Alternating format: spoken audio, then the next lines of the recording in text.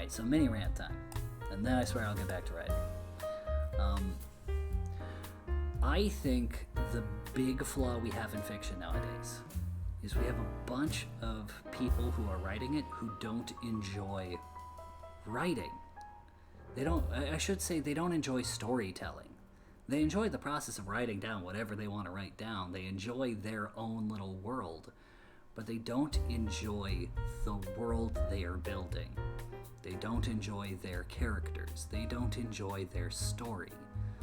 They just enjoy that they get to tell it, which is different. When I'm writing my stories, I have to take moments to consider, like even with what you saw earlier in the stream, with me mentioning the outlier thing, when I was writing from Kuntaret's perspective. I could have written that as talk or whatever, but it wouldn't have felt like I was writing from Kuntaret's perspective. I like Kuntaret. Kuntaret has been on her own mini arc.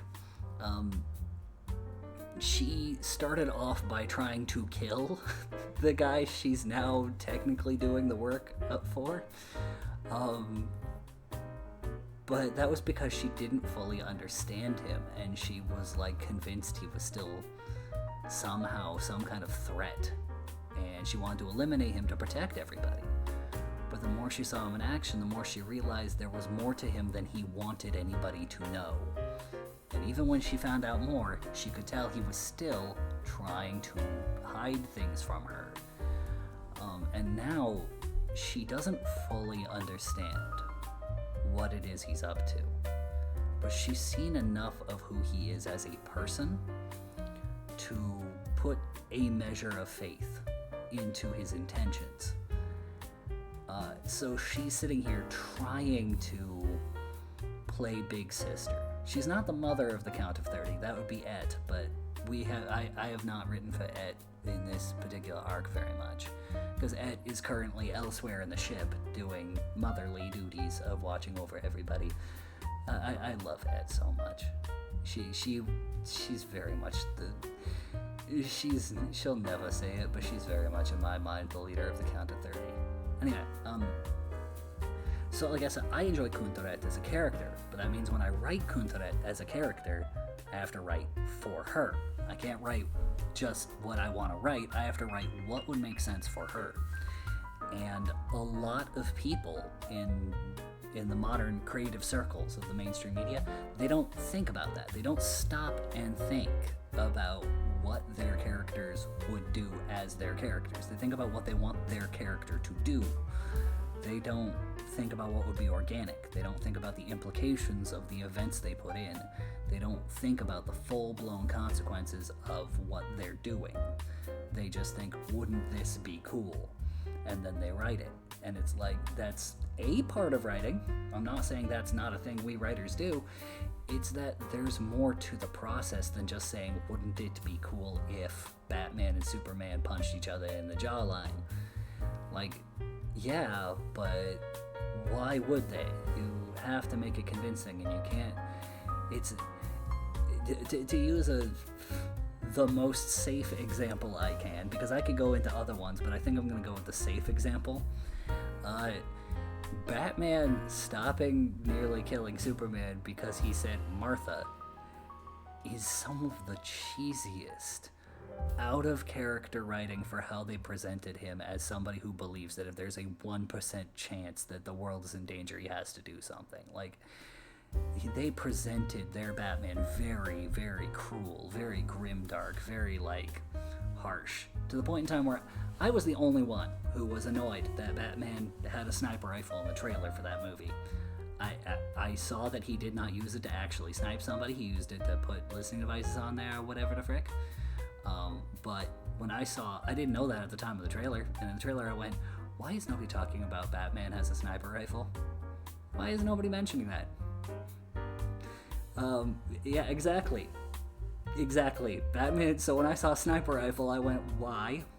Why would you even do that? Why? In what universe is that a thing? That's not okay.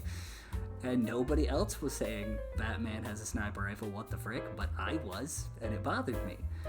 And when I saw in the movie that he was using it just to plant things on windows and he wasn't actually going to shoot people with it, I was like, I'll let that slide, but do you understand how even that is pushing a line? Because it doesn't make sense for the character of Batman. Batman doesn't use guns because guns are what killed his family and sent him on this dark path. Like, you can't do that. But you see how somebody wanted to give Batman a sniper rifle, and so they wrote it. And I'm like, it's cool in theory, but if you know the character, that's stupid. It's like giving Iron Fist a frickin' machete. The Iron Fist doesn't need a frickin' machete. He's not Jason Voorhees, he's the Iron Fist. Which is weirdly enough, because even though I get why people didn't like the Iron Fist series, I thought it was amusing as hell. I thought that was easily one of the most fun watches of something so frickin' fun bad. It wasn't bad, it was fun bad. But even then, there was a fundamental lack of understanding of the setting. But I still liked it because I felt like, even though the setting itself, they were trying so hard. They're trying so hard to do the, like, moral grayness to the villain group, right? The Foot. They were trying to make the Foot morally gray. And it's like, it's not that complicated. It's really not. The Foot is not, like, a thing you have to make morally gray and give justification to. It's like the League of Assassins is not morally gray. Anybody who says, oh, it's morally gray because Ra's is right, Ra's is not right. Ra's is repeatedly proven to be a rigid, immortal a-hole with no sense at all of scope, no adaptability, and no ability to do anything other than what he's always done. He's able to adapt his plans, but his mindset is so incredibly rigid and exclusive that he cannot accept new alternatives, and that's why he keeps losing to Bruce. And yet there are people who will sit here and try and make cases for it. And that's what they tried doing with the Foot, too. It's like, oh, it's a secret clan of ninjas trying to keep the world, America's Illuminati ninjas, blah, blah, blah, ninjas Illuminati.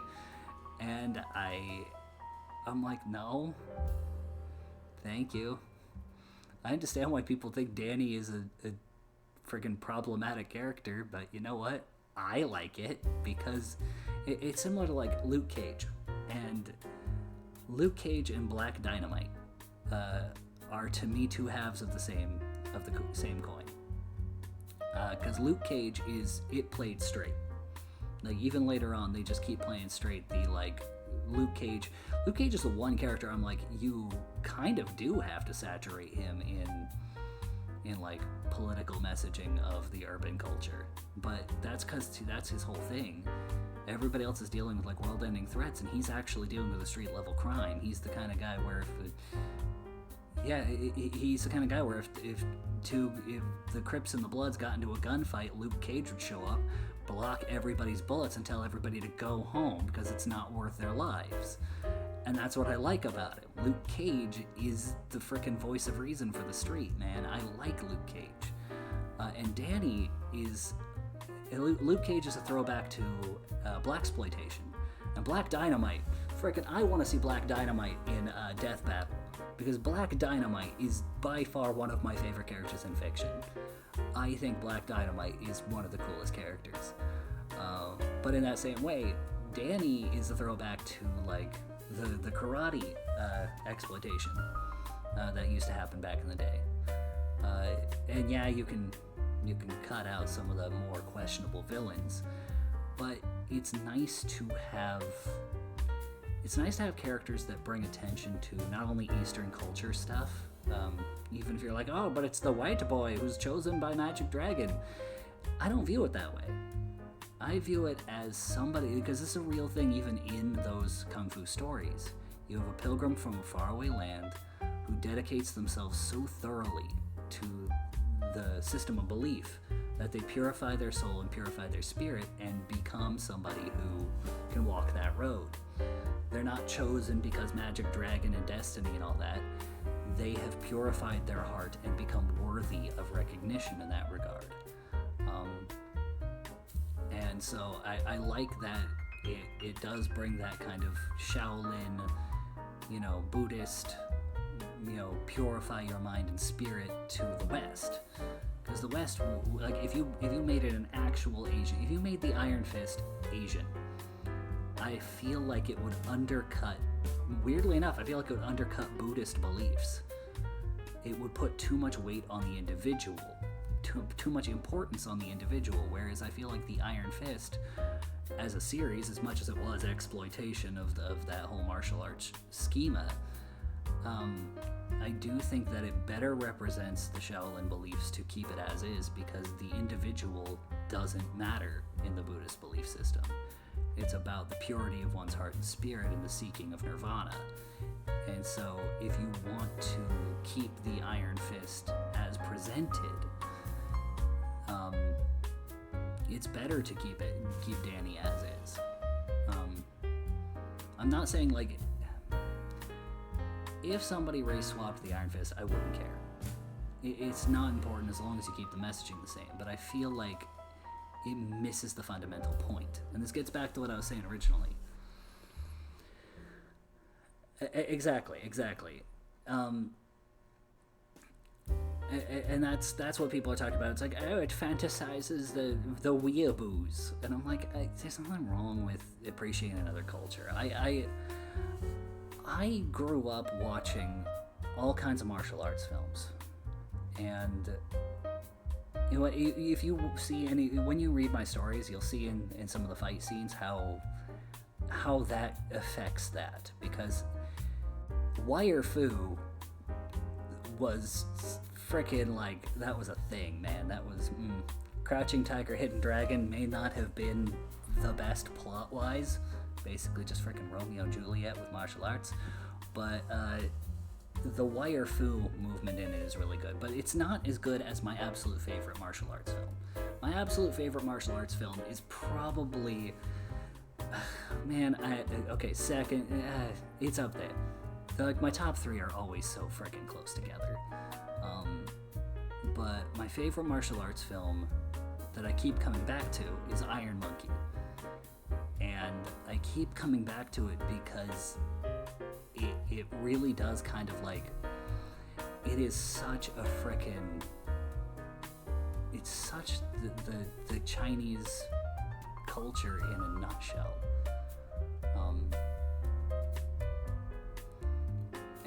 It's like, man, it's a whole thing.